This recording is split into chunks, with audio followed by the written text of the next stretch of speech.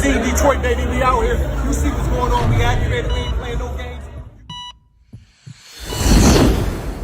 So, I heard you briefly talk about the Nation of Islam being originated in Detroit. How did, like, you being raised in the era where the black power movement, like, you was actually able to see it in real time. Mm-hmm.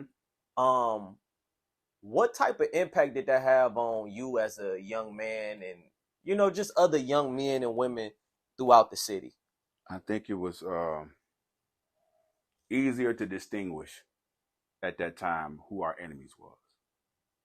And I think that level of sobriety that the Nation of Islam brought and some of those other organizations, it made the average black person in Detroit a little bit more conscious of what was going on, how it played out. The conversations that I've had with brothers over the years, just from living in Detroit, some of the things that we're aware of, it'll shock people.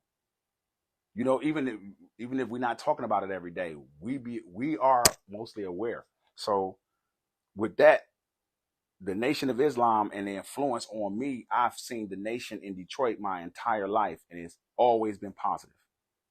When I was a younger man, I remember I used to live in 1441 Lakewood. The building's actually pushed back now, but it used to be an apartment building. And right across the street from me was a brother from the Nation of Islam. His family worked in this bakery. He had a bakery for himself with his family.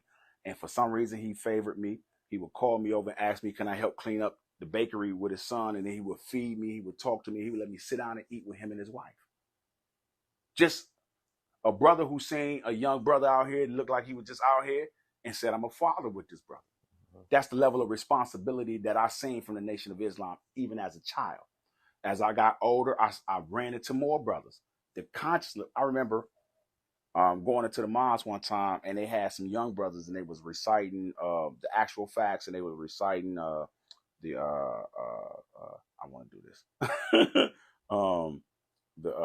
some of the laws, and I felt so embarrassed at how sharp those little brothers was. I didn't know none of the stuff they knew.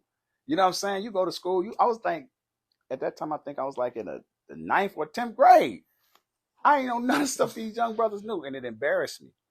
That kind of sober you up too. But that's kind of what I mean. That level of influence, that level of sobriety was interwoven into the average person. You might go in some old woman house and you see a final call.